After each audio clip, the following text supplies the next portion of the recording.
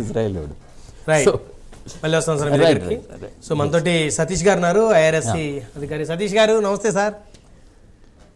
So ఇప్పుడు prime line education chief గా విద్యార్థులకు పాఠాలతో పాటు సో ఒక గ్రూప్ 1 ఆఫీసర్గా సో ఇప్పుడు మూడవ ప్రపంచ యుద్ధం జరుగుతుంది. మూడవ ప్రపంచ యుద్ధానికి జరిగేటువంటి పరిస్థితులు కళ్ళ ముందు కనపడతా ఉన్నాయి. మరి ఐక్యరాజ్య సమితి కూడా కొన్ని దేశాల మధ్య సత్సంబంధాలను నెలకొల్పలేకపోతా ఉంది, రాజీ చేయలేకపోతా ఉన్నటువంటి పరిస్థితులు ఉన్నాయి. మరి ఇలాంటి పరిస్థితుల్లో ఇరాన్కి ఇజ్రాయెల్కి మధ్య యుద్ధం రాజీ అవుతుందా? ఇది యుద్ధం అలాగే కొనసాగి ఇజ్రాయెల్కి ఆల్రెడీ అమెరికా మద్దతు ఉంది, అమెరికాతో పాటు ఇండియా, మరి ఇరాన్కి మరి ఇంకొన్ని అరబ్ కంట్రీస్ మరి మద్దతు ఇచ్చేటువంటి అవకాశం ఉంటుంది. సో ఇలా అంతా గ్రూప్ పెరిగిపోయి రెండుగా, అంటే ప్రపంచంలోని దేశాలు రెండుగా విడిపోవాల్సిన పరిస్థితి అసలు లేదండి. ఇది అంతా నా అండర్స్టాండింగ్ ఏంటంటే, నేను అటు లాస్ట్ టైం మీకు రష్యా ఉక్రెయిన్ జరిగినప్పుడు కానీ అంతకుముందు జరిగినప్పుడు కానీ World War II తర్వాత వచ్చినటువంటివి అన్నీ అబ్జర్వ్ చేస్తే హిస్టారికల్గా మీరు చూసినట్లయితే ఇట్స్ ఆల్ దీస్ థింగ్స్ ఏంటంటే రెండు గ్రూప్స్కి విడిపోవడం, వరల్డ్ వార్ జరుగుతుంది అంటే ఏదైతే ఉంటుందో ఇది అసలు జరిగే ఛాన్సే ఉండదు. ఫస్ట్ ఫండమెంటల్గా అసలు జరిగే ఛాన్సే ఉండదు. ఎందుకంటేనంటే సపోర్ట్ ఈజ్ డిఫరెంట్. అలాగే ఎప్పుడు కూడా చిన్న దేశం కదా అని చెప్పి చిన్న దేశం మీద ఒక పెద్ద దేశం పడినంత మాత్రాన్ని ఎప్పటికీ ఆ చిన్న దేశాన్ని పెద్ద దేశం ఆక్రమించలేదు. ఎందుకని ఎప్పుడు హిస్టరీలో ఇప్పుడు జరగదు కూడా. ఎందుకంటే చిన్న దేశమైన చిన్న దేశమైన ప్రతి ఒక్కరి దగ్గర అణుబాంబులు తయారు చేసుకుంటున్నారు. కొంతమంది చెప్తున్నారు, కొంతమంది చెప్పట్లేదు. ఎవడ ఐక్యరాజ్య సమితి కానీ వేరే రూల్స్ ఎవడో ఫాలో అవ్వడం. అందువల్ల ఏంటంటేనండి ఎలా ఉంటుందంటేనండి, ఇప్పుడు యుక్రెయిన్ ఉంది, 4 రోజుల్లో కొట్టేస్తుంది ఉక్రెయిన్ అన్నారు. రష్యా అంత దేశం పెద్ద దేశమే కదా, ఉక్రెయిన్ చాలా చిన్న దేశం కదా, 4 రోజుల్లో కొట్టేస్తున్నారు. కొట్టలేదు. ఇప్పుడు ఎప్పుడైతే మీకు ఒక వర్గం పీపుల్, ఇప్పుడు ఇండియాలో ఒక వర్గాన్ని మీరు ఇబ్బంది పెట్టి చూడండి, మొత్తం భారతదేశం ఉన్నంత వరకు ఆ ఇబ్బంది ఉంటూనే ఉంటుంది.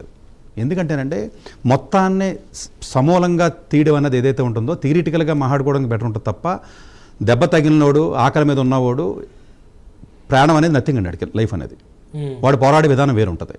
ఇది దీనివల్ల ఏమవుతుందంటేనంటే ఓవరాల్గా పీస్ అనేది పోయి, రిసెషన్ పెరిగిపోయి, మొత్తం అన్ని రకాలుగా వరల్డ్ వైడ్ బాగా సివియర్గా ఎఫెక్ట్ ఉంటుంది. ఇప్పుడు చూడండి ఉక్రెయిన్ ఎఫెక్ట్ కానీ అంతకుముందు జరిగినటువంటి యుద్ధాలు కానీ, ఇప్పుడు ఇరాన్ ఇరాక్ జరిగింది, అప్పుడు జరిగినటువంటి యుద్ధాలు కానివ్వండి, ఎవడో ఇలా ఆక్యుపై చేయడం ఉండదు. మహాయితో మనుషులు చంపుతారు, కూడా చేస్తారు. పాకిస్తాన్ ఉంది, ఏం చేస్తాం, చేయడానికి ఏమి ఉండదు మనం. ఎందుకంటేనంటే ఎలా అంటుందంటే ఎంత చిన్న ప్లేస్ అయినా, ఇప్పుడు నార్త్ కొరియా వాడు ఉన్నాడు, లేకపోతే ఎవడో నార్త్ కొరియా ఉందండి చిన్నదే, వాడొక్కడే మొత్తం ప్రపంచంలో ఏదైనా చెప్తాడు. ఎందుకంటే వాడి మీదకి వచ్చి చచ్చిపోతున్నానంటే వాడు చేసి పని వాడు చేస్తాడు. ఇప్పుడు నా దగ్గర 100 మంది వచ్చేస్తున్నారండి, నేను చంపేస్తాకు వచ్చారనుకోండి, నా దగ్గర గన్నో లేకపోతే నాకు నేను చచ్చిపోయేది ఉందనుకోండి, అణువాయుధం ఏదో ఉందనుకోండి, మారణాయుధం, నేను వాడతాను. సో అందువల్ల ఏంటంటే దీనివల్ల ఏమవుతుందంటే ఓవరాల్గా స్టెబిలిటీ పోతుంది. అందువల్ల ఏంటంటే ఇప్పుడు అమెరికా సపోర్ట్ ఇజ్రాయెల్కి చేసినా, ఇప్పుడు రష్యా సపోర్ట్ ఇరాన్ అడిగింది, గల్ఫ్ దేశాల సపోర్ట్ కూడా ఒక్కొక్కటి తీసుకుంటుంది. సరే, ఇప్పుడు సౌదీ అరేబియాకి, ఇప్పుడు సౌదీకి యుఎస్కి మంచి రిలేషన్స్ ఉన్నాయి. ఇప్పుడు పోగొట్టుకుని ఇరాన్కి సపోర్ట్ చేస్తుందా, లేకపోతేనేమో కొన్ని డైరెక్ట్గా సపోర్ట్ చేసి ఉంటే కొన్ని ఇండైరెక్ట్గా చేస్తాయి. అన్ని డైరెక్ట్గా చేయవు కదండి, కొన్ని ఇండైరెక్ట్గా చేస్తాయి. ఫైనాన్షియల్గానో లేకపోతే ఆయుధాల పరంగానో ఒకళ్ళ మీద ఉన్న, ఇప్పుడు మీ మీద నాకు కోపం ఉంది, మిమ్మల్ని డైరెక్ట్గా ఏం చేయలేకపోతే ఇంకో రకంగా నేను చేయగలను తప్ప మొత్తం నాశనం అవ్వడం అనే సిస్టమ్ ఉండదండి. ఐక్యరాజ్య సమితి గురించి అడిగారు మీరు. ఐక్యరాజ్య సమితి ఏదో దిష్టిబొమ్మలాగా ఉండడం తప్ప ఎన్నో మీటింగ్లు జరిగినాయండి, ఎన్నోసార్లు మీరు చూడండి. లాస్ట్ 20 years నుంచి వాళ్ళు ఓన్లీ మీటింగ్లకి మాట్లాడడానికి తప్ప వాళ్ళు తీసుకున్న రిజల్యూషన్స్ కానీ, వాళ్ళు తీసుకున్న పాలసీ మేకింగ్స్ కానీ, ఇంప్లిమెంటేషన్ ఇదే కదండి. ఇంతకుముందు ఏది చేయలేదండి, ఇంతకుముందే కదండి, ఏది చేయలేదు. ఎందుకంటే ఇప్పుడు ఇండియాను కూడా శాశ్వత సభ్యత్వంగా తీసుకురండి అని అడుగుతున్నారు మీరు. తీసుకొచ్చినంత మాత్రాన్నే మనకు బెనిఫిట్ ఉండదండి. ఎందుకంటే ఐక్యరాజ్య సమితి ఇచ్చినటువంటి దాని రోల్ ఏదైతే ఉంటుందో ఆ రోల్ మీటింగ్లకు వెళ్ళటం, మాట్లాడటం, లేదా రిజల్యూషన్ చేసుకోవడం తప్ప రియల్గా చెప్తే ఇన్ని పరిస్థితి ఇప్పుడు కాదండి, ఇంతకుముందు కూడా లేదు. ఇంతకుముదు ఏ యుద్ధం లేదు. ఇప్పుడు ఉక్రెయిన్ యుద్ధంలో తీసుకోండి, అంతకుముందు ఇరాన్ ఇరాక్ యుద్ధం తీసుకోండి, ఇప్పుడు వేరే నార్త్ కొరియాలో జరుగుతున్నాయి కొన్ని, మీకు ఈవెన్ యూరోపియన్ కంట్రీస్లో ఇప్పటికే ఉన్నాయి కొన్ని. ఇవి ఏవైతే మీకు ఉన్నాయో ఐక్యరాజ్య సమితి రోల్ అనేది అసలు ఉండదండి. జస్ట్ ఓన్లీ మనం ఇప్పుడు G20 సదస్సు అని లేదా G7 అని అనుకుంటాం తప్ప, మాట్లాడటం తప్ప పొలిటికల్ ఇంట్రెస్ట్లు పెరిగిపోయినాయి. ఇప్పుడు ఇదే ఇరాన్ ఒకసారి సపోర్ట్ చేస్తుంది ఇజ్రాయెల్కి, ఒకసారి సపోర్ట్ చేయదు. సౌదీ అరేబియా ఉందనుకోండి, ఒకసారి సపోర్ట్ చేస్తుంది అమెరికాకి, ఒకసారి కాదంటది. ఇప్పుడు రష్యా ఉంది, మన రష్యాకి దగ్గర అవుతాం, ఒకసారి దూరం అవుతాం. పొలిటికల్ ఎకనామికల్ ఆస్పెక్ట్స్ ఎప్పుడైతే మీకు వచ్చినాయో పీస్ అన్నది పోయింది. ఎప్పుడైతే ప్రపంచం మొత్తం ఎలా ఆలోచిస్తుంది, పొలిటికల్గా నాకు అడ్వాంటేజ్ ఏంటి, ఎకనామికల్గా నాకు ఉన్న అడ్వాంటేజ్ ఏంటి, జాగ్రఫికల్గా నాకు ఉన్న పాకిస్తాన్ ఎందుకు పోషిస్తుంది, పాకిస్తాన్ జాగ్రఫికల్గా అడ్వాంటేజ్ కాబట్టి ఎంతైనా పోషిస్తుంది. పాకిస్తాన్ పోషిస్తారు, అమెరికా వాళ్ళు కాదు కదా, ఎవడైనా పోషిస్తాడు. ఎందుకంటే జాగ్రఫికల్గా మంచి లొకేషన్లో ఉంది. ఫ్యూచర్లో ఎప్పుడైనా మనకి ఇండియా కానీ ఏదైనా థ్రెట్ వస్తే వాడిని వాడుకుందాం. ఇక్కడ నిన్న కాకుండా ఇప్పుడు మాల్దీవ్స్ చూడండి, లేకపోతే శ్రీలంక పక్కన చూడండి. ఇది ఎలా ఉంటుందంటే పొలిటికల్ అడ్వాంటేజెస్లో స్ట్రాటజీస్ మార్చేస్తున్నాయి దేశాలు.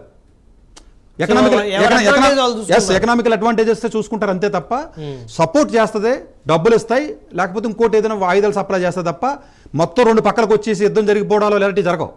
అందు గురించి ఇప్పుడు ఏంటి, అమెరికా ఓన్లీ ఇజ్రాయెల్ కి నైతిక మద్దతేనా? నైతిక కాదండి, డబ్బులు ఇస్తుంది, వాయిదాలు ఇస్తుంది, ఎందుకు కాదు. ఇప్పుడు రష్యా, ఇప్పుడు ఇరాక్ రష్యా కూడా ఇస్తుంది, ఎందుకు కదా. ఇప్పుడు రేపు ఇప్పుడు ఉక్రెయిన్ చిన్న దేశం కదా, ఏం చేసింది? ఏం చేయలేదు కదా.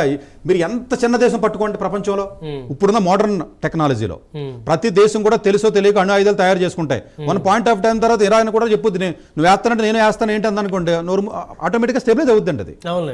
ఇప్పుడు రెండు వైపులు నష్టపోవాల్సిన పరిస్థితి వచ్చింది కాబట్టి నేనేమంటానంటే రెండు వైపులు నష్టపోవడం వల్ల ప్రజలు నష్టపోతున్నారు, చనిపోతున్నారు, అబాయకులు అవుతున్నారు, నిరాశ్రయులు అవుతున్నారు, రిసెషన్ పెరిగిపోతుంది, ధరలు పెరిగిపోతున్నాయి, ఇన్ఫ్లేషన్ పెరిగిపోతుంది, బతకడం కష్టమైపోతుంది. ఈ ఎఫెక్ట్ సివియర్గా ప్రపంచవ్యాప్తంగా ఎక్కువ ఉంది. ఇప్పుడు చూడండి, ఇప్పుడు యూత్ కూడా బతకలేని పరిస్థితి ఎందుకు వచ్చింది? ఇప్పుడు జాబులు లేవు, రిసెషన్ వచ్చింది, ఇవన్నీ ఎందుకు వచ్చినాయి? ఆయిల్ రేట్లు పెరుగుతున్నాయి.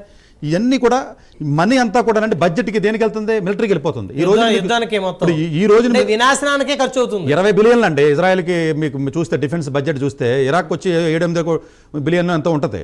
సో బడ్జెట్ మొత్తం అంతా కూడా మీరు ఇలా వినాశనానికి, లేకపోతే ప్రొటెక్షన్లకి, లేదా ఆయుధాలు తయారు చేసుకోవడానికి, మనుషుల్ని పెంచడానికి చేస్తున్నాయి. ఇప్పుడు రేపు ఏ టెక్నాలజీ వచ్చిన తర్వాత మనుషులు అక్కలేదు, రోబోట్స్ని తయారు చేసి వదిలేస్తారు. ఇప్పుడైతే మనుషులు చచ్చిపోవాలి కొట్టుకుని కదా. ఇప్పుడు టెక్నాలజీ పెరుగుతుంది కదండి. టెక్నాలజీ పెరిగిన తర్వాత చిన్న దేశం కూడా పెద్ద దేశాన్ని శాసించగలదు. మీరు ఒకటే గుర్తుపెట్టి, నా దగ్గర టెక్నాలజీ ఉందండి, 100 మంది నా దగ్గరికి వచ్చిన పోరాడే టెక్నాలజీ కానీ రేపు పొద్దున కమింగ్ 10 years జరిగిపోయేది ఏంటంటే, ఒక దేశం ఇంకో దేశాన్ని చూసి భయపడదండి. టెక్నాలజీ ఎలా ఉందంటే మీకు తెలియకుండా మీ బ్రెయిన్లోకి నానో చిప్స్ పంపించి మిమ్మల్ని కూడా కంట్రోల్ చేసే సిస్టమ్ వచ్చేస్తుంది. అంటే నేను ఎడ్యుకేషన్ సంబంధించి అవగాహన ఉంది కాబట్టి టెక్నాలజీ సో స్పీడ్. సో అందువల్ల ఏంటంటే టెక్నాలజీ ప్రతి దేశంలో ఉంటుంది, ఇజ్రాయెల్లోనే ఉంటుంది, వేరే దేశాల్లో కూడా ఉంటుంది. దీనివల్ల ఏమవుతుందంటే ఇప్పుడు మిడిల్ ఈస్ట్ మొత్తం ఏమవుతుంది పరిస్థితి? మిడిల్ ఈస్ట్ పీస్ లేకుండా మిడిల్ ఈస్ట్లో ఒక రకమైనటువంటి ప్రశాంత వాతావరణంలో ఉంటుంది మిడిల్ ఈస్ట్. అది డిస్టర్బ్ అయింది. ఇప్పుడు యూఎస్ డిస్టర్బ్ అయింది. చాలామంది ఇప్పుడు మన తెలుగు వాళ్ళు లేదా వేరే దేశాల్లో ఉన్నారు. ఈ డిస్టర్బెన్స్ ఇబ్బంది. ఐక్యరాజ్య సమితి ఇన్వాల్వ్ అయ్యి ఈగో, మనిషికి ఈగో వస్తే ఏదైనా చేసేస్తాడండి. రైట్. మళ్ళీ సతీష్ గారు,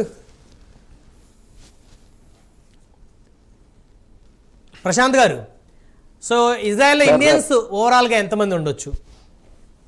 ఒక 30 నుంచి 35 వేల మంది ఉంటారండి మొత్తం. సో అందరూ పనిచేసేవాళ్ళు కానీ అందరూ కమ్యూనికేట్ అవుతున్నారా సార్ వాట్సాప్ గ్రూపులో?